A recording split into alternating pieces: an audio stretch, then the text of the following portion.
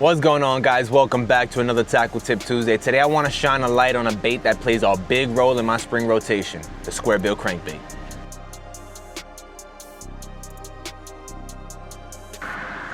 Now for the month of April, I'm focused on just two baits as part of the Bass Fishing Chronicles, the Squarebill and the weightless fluke. But just because I'm locked in on these two does not mean that there's other baits that aren't producing just as well as the weightless fluke and the Squarebill crankbait. Baits and lures like the Texas rig, the jig, and even top water on warmer days are still great spring options if you're trying to get a bite. Now here's why I'm giving that Squarebill some serious time on the water this month. Spring bass are fired up, they're moving from shallow to spawn, sitting on beds and guarding fry. That Squarebill's wide wobble, tight movement, and the ability to deflect off cover makes it perfect for triggering aggressive reaction bites.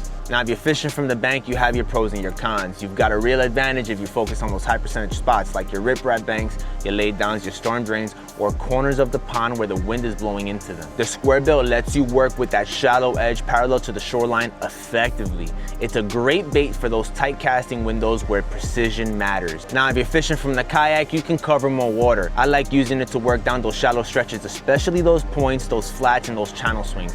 Being able to position the kayak and cast at different angles lets you hit different structures in multiple ways, which is key when bass are locked into certain ambush angles during the spawn. And one thing that has made this approach even smoother for me this month are these TopwaterCo Speed Clips. Instead of wasting my time retying every single time I want to change out a Squarebill, I just clip it off and swap it in seconds. It's a small thing that makes it a big difference, especially when I'm trying to stay mobile on the bank or locked in on a bite in the kayak. Now let's talk gear breakdown. For my setup, I'm running 15-pound fluorocarbon, and I usually pair it with a medium action rod, but if you got one of those moderate action rods with a parabolic bend, that's perfect to keep those treble hooks pinned. I've said that in the past. Now as for the reel, I'm using a Fluker Presidential 6:5-to-1 gear ratio, which gives me the speed to cover the water without overworking the bait, and it helps keep that Squarebill in that high impact zone a little bit longer.